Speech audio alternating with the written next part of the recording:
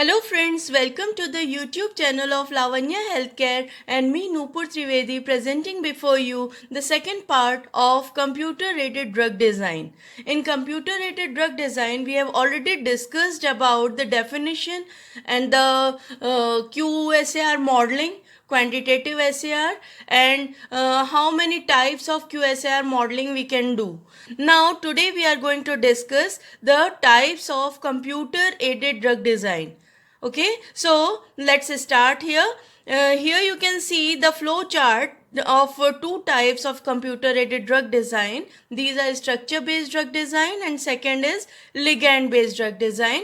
So actually when we have the structural data with us, we go for structure based drug design, and if we are having no structural data, then we will go for ligand based computer aided drug design. And this is actually the basic difference between the two. And structure based drug design relies on the knowledge of the target protein structure to calculate interaction energies of all the components to be tested.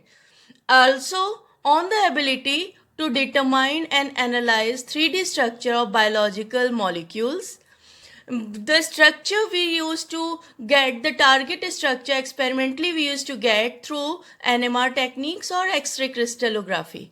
For SBDD means structure based drug design, the 3D structure of protein, RNA or other macromolecules can be easily obtained by protein data bank, PDB. The 3D structures can also be constructed through homology modeling methods, means software programs like Modeler, Swiss Model, etc. Now, next is ligand based drug design. So, ligand based drug design, as we don't have any structural data, it exploits the knowledge of known active and inactive molecules through chemical similarity searches or construction of a QSAR model. Its approach involves the analysis of ligands known to interact with a target of interest.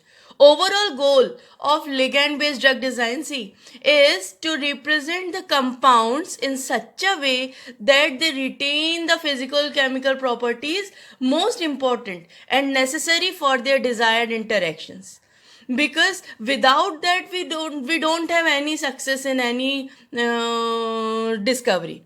The two fundamental approaches of ligand based drug designs are selection of compounds based on chemical similarity using some similarity measures, and construction of quantitative structure activity relationship model, that is QSAR model, which predicts biological activity from chemical structures. So, by studying structure based drug design and ligand based drug design, we can conclude that structure based drug design will be preferred when higher resolution structural data of the target protein are available with us, and ligand based drug design will be preferred when no or little structural information will be available for us.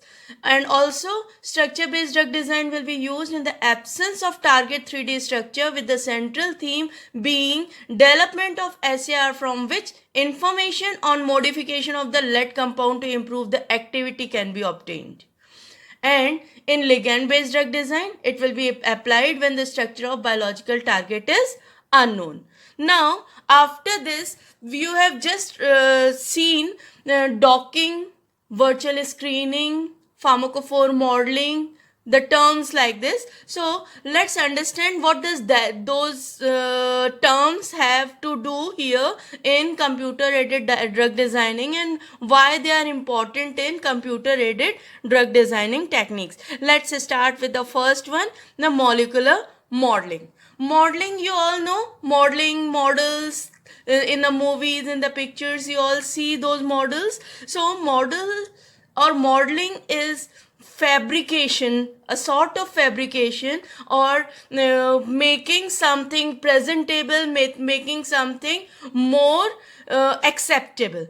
Okay, so molecular modeling means making a molecule in a way so that it is best suited for the drug discovery, for the research purpose. Actually, it is a type of technique that uses a computer to paint, describe, or evaluate any aspect of the properties of a structure of a molecule. There are few methods of molecular modeling also. First is construction of protein models by techniques based on sequence homology.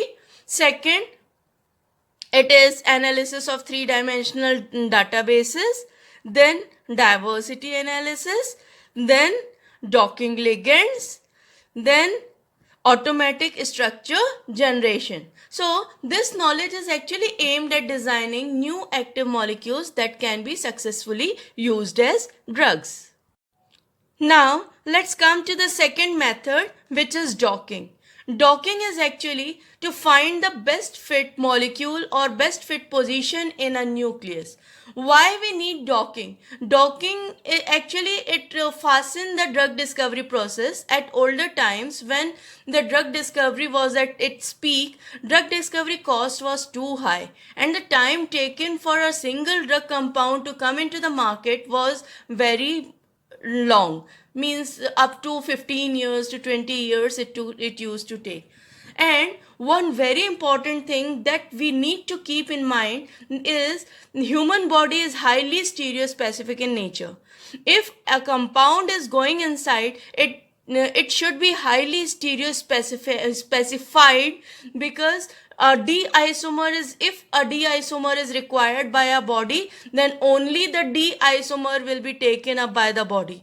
If L isomer is required by a body, only the L isomer will be taken up by the body, and all the other isomers will be rejected by our body.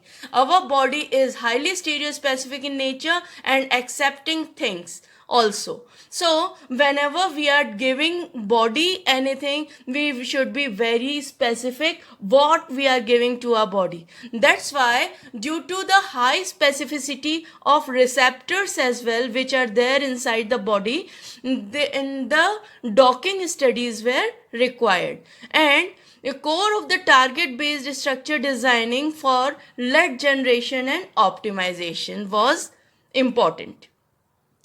And now, what is lead generation? What is lead? Lead is actually any compound which is showing biological activity, which is a novel in origin and has a potential of being structurally modified for improved bioactivity and selectivity. Docking is very important in rational drug designing, and because it stimulates the molecular recognition process. Now, as we have just discussed a little thing about docking, we can define it as an energy optimization process concerned with the research of the lowest free energy binding mode of the ligand within a protein binding site by in silico formation. In silico formation means outside the body in the computers. So, when a target and ligand are in front of each other, see, target is always there inside the body, the ligand reaches inside the body, and when the ligand finds its target, so both of them come close to each other and they slowly start to form a complex, and the best fit complex is formed through docking studies. Actually, docking is finding the best fit only. This is proved from our discussion over docking, and it predicts binding mode and assess the binding energy as well, as we have just discussed that least binding energy is important for the stability of compound. Docking now constitutes of two components. First is post searching and second is scoring. Post searching means to find the best fit position, and scoring means number of best fit position which a molecule can have to attach a ligand.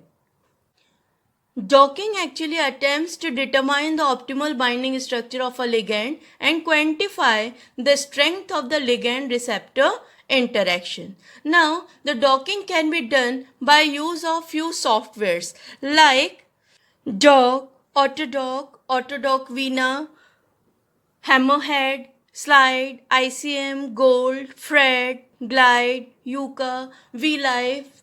So, And program for binding site identification may include find site, concavity, and commercially available CADD softwares may be Schrodinger, Discovery Studio, Mo, OpenEye, etc. So these are some of the softwares which are used for different purposes. Let's come to the next point, which is virtual screening. Virtual screening is actually the chemical structure based screening in which we use computer actually for filtering the database, but not doing it anything in the lab, or actually we are not filtering anything, but we are doing it through the softwares. So virtual database screening technique screens large computer simulated compound database to identify potential binders for a required target. The simulated database or library of drug-like compounds is an essential component of CADD ligand identification based on virtual screening. And virtual screening may be of two types: ligand based or structure based. If we know the structure, so we can go for structure based virtual screening as for SBDD, or if we don't know structure, we can go for ligand based like LBDD. And there is one easily publicly accessible database for compounds, virtual screening of compounds, that is Zinc. Okay, so in ligand-based virtual screening, scientists use to identify the active compounds for a specific target from a combinatorial library based on pharmacophore technique. Virtual screening is a cornerstone in the in silico drug discovery. It allows researchers to effectively screen the drug compounds, drug design space to identify most promising structures. It also improves the likelihood of finding interesting structures, and most importantly, it saves time and money. High throughput virtual screening will revolutionize the discovery and optimization of material systems. So, in a nutshell, we can say that virtual screening helps to identify most promising molecules. It saves time and money both, and improves the success probability in drug discovery. Now, coming to the homology modeling. What is homology modeling? Actually, homology modeling is the building up of the 3D structure of compound for a particular target based on its protein 3D structure. And also, homology modeling is also called comparative modeling, in which we predict protein structures based on sequence homology with known structures. Sequence homology means the sequence in which the amino acids are attached in a particular protein molecule. So we will take that sequence also into consideration. It is based on the principle, basically, if two proteins share a high enough sequence similarity, then they are likely to have similar three-dimensional structures as well. So, hence it relies on the identification of one or more known protein structures likely to resemble the structure of the query sequence, and on the production of an alignment that maps residues in the query sequence to residues in the template sequence. Thus, if one of the protein sequence has known structure, then the structure can be copied to the unknown protein with a high level of confidence.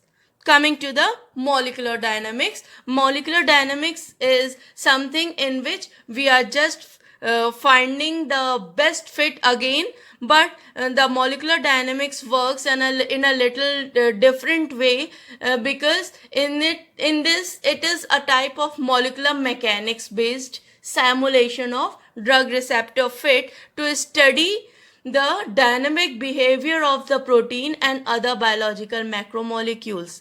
Okay, we want to analyze the flexibility of the drug target for structure based drug design, or to calculate the binding affinity of the compound to the target. and here I am trying to explain you through an animation. See, the yellow structure being the target and green structure being the ligand. Ligand is coming all the way through our circulatory system towards the target, and it is just finding its best fit and gets fit on the receptor target. Next word is pharmacophore. Pharmacophore is a particular group.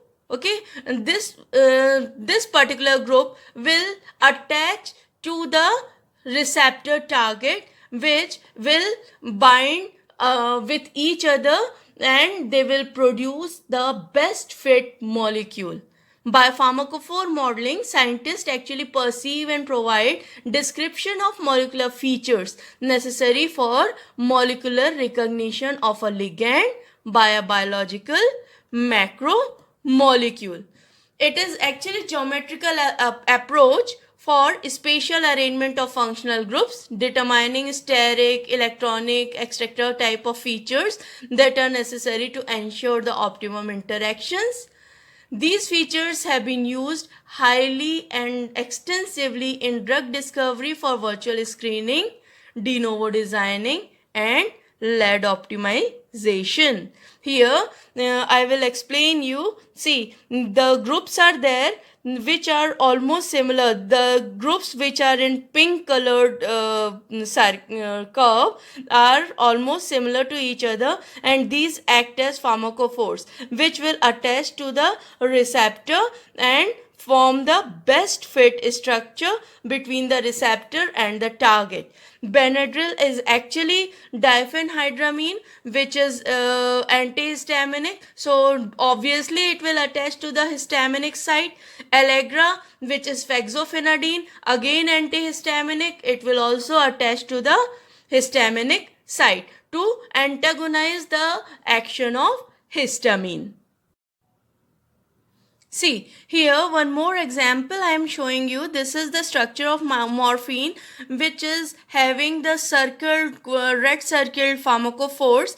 These pharmacophores are required for the activity of morphine. This is the aromatic hydroxyl group. This is the ether bridge. Here you can see this one is aliphatic hydroxyl group here. This is the double bond, and this tertiary nitrogen. These are all highly required for the pharmacological activity which is exhibited by morphine. So some of them are hydrogen acceptors, some of them are hydrogen donors, some are aliphatic groups, some are aromatic groups. So the most common properties used to define the pharmacophores are hydrogen bond acceptors, donors, basic or acidic groups, charges, aliphatic or aromatic hydrophobic moieties, and these groups will decide how strongly a molecule will bind at the receptor site and produce the best fit which is expectable from the drug molecule. Now, since the pharmacophore modeling works on the molecular basis, it should follow this rule, Lipinski's rule of 5, because when we are going on with pharmacophore based screening, it should strictly follow Lipinski's rule of 5, which says that it should have molecular weight less than 500 Dalton for getting absorbed through the semi-permeable membrane. Second thing, the log p value, the partition coefficient, should be less than 5. It should have less than 5 hydrogen bond donors and less than 10 hydrogen bond acceptors. So this is highly required for any compound to be active, because inside the body it will counteract, it has to cross semi-permeable membrane at every nook and corner of the human body.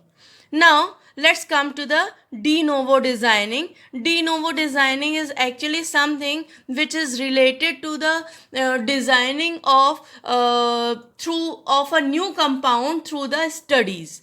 Okay, in this, the flexible molecules are best fit than the rigid molecules. It will be pointless designing any molecules which are difficult or impossible to synthesize.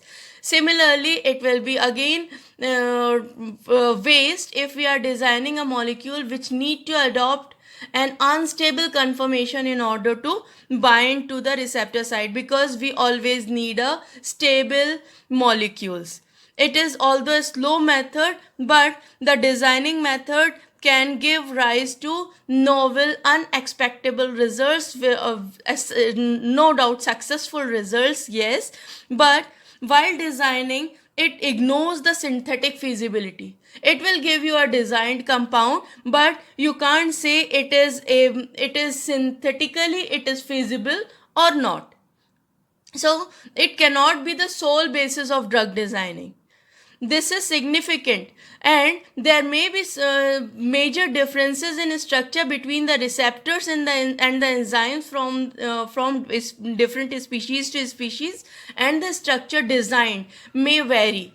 Okay, for so when if the structure of the binding site used for de novo design is based on the protein that is not in human origin, that then it may be difficult.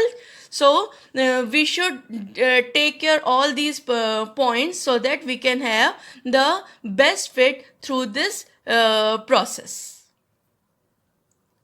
See, now as I was just discussing that ADME is very important. Every nook and corner of the human body, there will be a semi-permeable membrane, and drug molecule needs to cross the membranes at every step. So absorption, distribution, metabolism and excretion are something which is always required to be studied, because and also the toxicity profile should be known before it is given to a human body.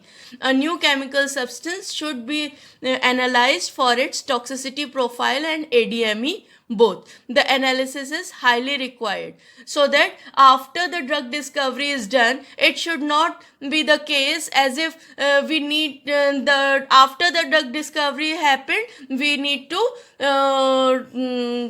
put it in the waste and the drug discovery went into vain.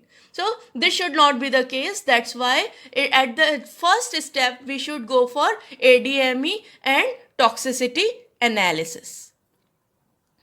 Now, see, the molecular descriptors. Molecular descriptors are something, the properties which are generated through the knowledge-based graph or the theoretical methods, molecular, mechanical or quantum mechanical tools, and lead compounds or drug molecules are classified according to the arrangement of chemical representation from which they are computed.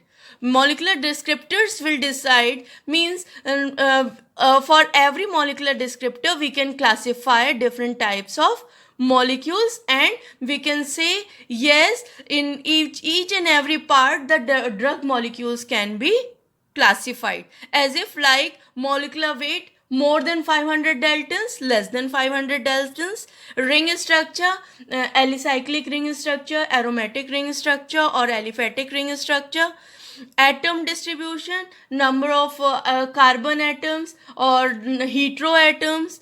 Okay, electronegativities and positivities, means if one group is highly electronegative in nature, it would be having some different types of properties, and if one group is less electronegative in nature, it will be having some different types of properties. Solvation, yes, solvation is so important for different types of drug molecules. Here, see, I am showing you few of the properties in which we can divide the drug molecules: geometry, spatial arrangement, solvation, whether it is water soluble or fat soluble, ring structure, division of arrangement of double bond, if it is means conjugated double bond system or alicyclic system, bond distances, if it is carbons are very close to each other, they will be less stable, and if they are at a proper distance and the farthest possible distance, they will be most stable, or the atom distribution, how the atoms are distributed. Then see, COMFA and COMSIA. COMFA means comparative molecular field analysis. COMSIA means comparative similarity indices analysis. These are the softwares for 3D QSAR technique, and they align the molecule and extract features related to the biological activity. You just feed your molecule and they will give you all the data. They focus on the alignment of molecular interaction fields rather than the features of each individual atom. Yeah. Finally, this is the drug discovery process which takes place in a drug molecule. All the compounds are classified according to their descriptors and activity. We can go for two types of process. First is random external set. If we go for random external set, we will then validate the predictive model with random selected external set. Then the models will be sent for the external prediction and virtual screening. After virtual screening is over, they will be sent for bioassay testing. Then if they pass the bioassay testing also, then the active compounds will be going for optimization, further optimization. This is one random sort of external set method. In second will be split. Second method we will be splitting in them into training and test sets. First, in this method, first method will be to form multiple test set. Then we will form multiple training set. But we will take both of them and perform QSAR training and predictions. For multiple training set, we can go for wire randomization also if we are needed. If we need wire randomization, we can go for wire randomization as well, but it may not be required also. And after all QSAR training and prediction, we can select the acceptable models or the drug molecules, and then they will go through this process. Again, we will take these molecules from here and we will validate predictive models with random selected external sets. Models will be sent for the prediction and virtual screening, then bioassay testing, and if they pass bioassay testing, they will be sent for the further optimization. So this is the computerized technique how we perform the computer aided drug design. Now coming towards the drug discovery process, what are the stages in the drug discovery process? First, we need to have an objective which a particular team should have while synthesizing a compound in a drug discovery process. We will synthesize a novel chemical. Then when the chemical is synthesized, it will go for in vitro and animal testing for its efficacy and safety. Then formulation stability. Yes, it should be stable in the formulation. It should be highly stable in the formulation. It should not degrade with time. And scale up synthesis. If we have prepared in the lab, we will be preparing in a small amount. So scale up means to prepare in large amount. Then company files new drug application with FDA. If it is a really good medicine, then the company will file a drug application. Then the drug will go into phase 1 studies in healthy humans. Second phase again in patients. Third phase study will be large clinical trial in many patients, means the drug molecules will be actually given to the patients which going for the OPD and all. Then company files new drug application that will be approved by the FDA, so that the drug should come into the market as an approved medicine. So this is the complete procedure to be followed in the drug discovery cycle. Lastly, coming to the Hensch model. Hensch model is something which relies over the lipophilic descriptors, electronic descriptors, and steric descriptors mainly, but it also takes into account other descriptors, but they are minor. The main descriptors which are taken into account in Hensch model are lipophilic, electronic, and steric descriptors. Hensch and co-workers actually made important breakthrough for biological QSAR with electronic, stereo, and hydrophobic parameters. Now they are known as Hensch analysis. In 1960, they identified a non-linear parabolic dependence of biological activity with log p value and gave the shown equation. Now, in this equation, 1 by C is the measure of biological activity. Then log P is the partition coefficient that we all know, which is depending upon on which the biological activity is depending upon. A, B and C, D, E, they all are regression coefficients.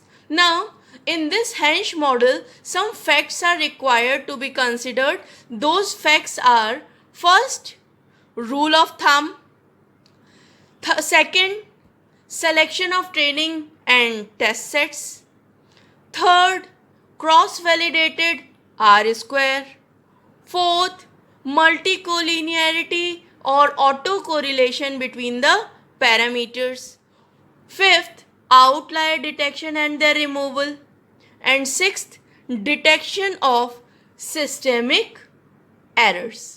Okay, so these are the important facts which are required to be considered while developing a Hensch model by this equation.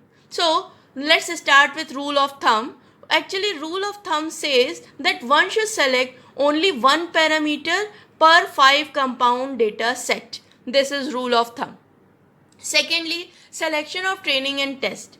Points representing both training and test sets are distributed within the whole descriptor space occupied by the entire data set, and each point of the test set is close to at least one point of the training set.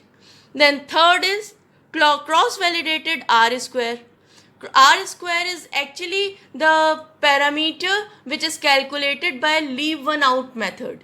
One out means the nth number will be left and n minus one number of compounds will be taken, and we will develop a model with n minus 1 number of compounds, and then we will predict the nth compound from that model. Okay, the value of R square should be more than 0.5. This is the basic requirement for declaring a QSAR model to be a valid one. Okay, next is multicollinearity between the parameters. This is autocorrelation. High interrelationship among the parameters should be noted by change in signs of the coefficients, change in values of previous coefficient, change in significant variables into insignificant one, or an increase in standard error of the estimate from the correlation matrix. And highly interrelated parameters should not be combined in the regression analysis, which can be indicated. These can interfere with the values when you are examining the model. Next is outlier detection and its removal. What is an outlier? Outlier is some points which are outside the straight line of your graph. Okay, so an outlier is any substance that is different from the rest. Means the value is too much far away from your straight line graph. If the number of outliers are less in number, then they can be easily omitted without any considerations. But if number of outliers are more, then they can be divided into 2 or 3 subsets, and regression can be performed separately from them, for them to get a better correlation. Now, detection of systemic errors. In a plot of observed activity against the residual activity, the propagation of residuals on both the sides of 0 indicates that there is no systemic error in development of QSAR model. Okay, otherwise we will see there will be some error which needs to be omitted. Okay, so now the important benefits are, means what are the benefits, how we can take the advantage of Hensch analysis. It correlates activities with physicochemical parameters that you are seeing here only, and easily the predictions are possible. But in Hensch analysis, large number of compounds are required, otherwise there will be some errors and you can't get a proper values. Okay, and it's a lead optimization technique, not a lead discovery technique. It is not a type of technique in which you are discovering something. You are just optimizing your lead compound. Okay, there must be parameter values available for the substituents in the data set. Interrelationship of the parameters should always be taken into consideration. They should be taken care of.